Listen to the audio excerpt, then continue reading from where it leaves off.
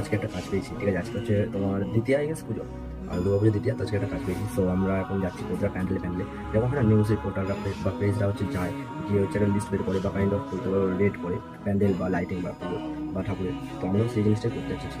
আমরা এখন বেরিয়ে গেছি, আজ দেখতে যাচ্ছে একটা তোমার কী বলে এটা, কাজ পেয়ে গেছি।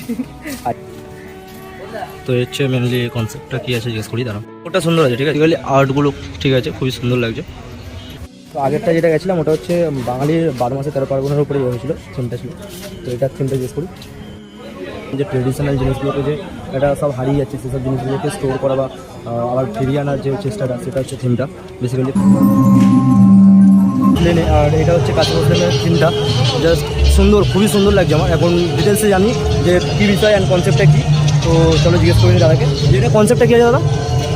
রত্নগর্ভা মানে মানে যে মা, যে মায়ের গর্ভে রত্ন জন্মায়, এখানে মা রত্নগর্ভ রূপে জন্ম দিয়েছেন। যেটা উৎফুল্ল মনে, একটা উৎফুল্ল খুশির একটা ইয়ে আছে, আমরা ওখানে মনে করছি এবারে এখানে। তো এটা হচ্ছে বেসিক্যালি মূর্তিটা। তো আপনাদের কনসেপ্টটা কী আছে? আমাদের এবারে বিষয় ভাবনা হচ্ছে থিয়েটার করা, যত রকমের আগেকার দিনে এই থিয়েটারের পোস্টার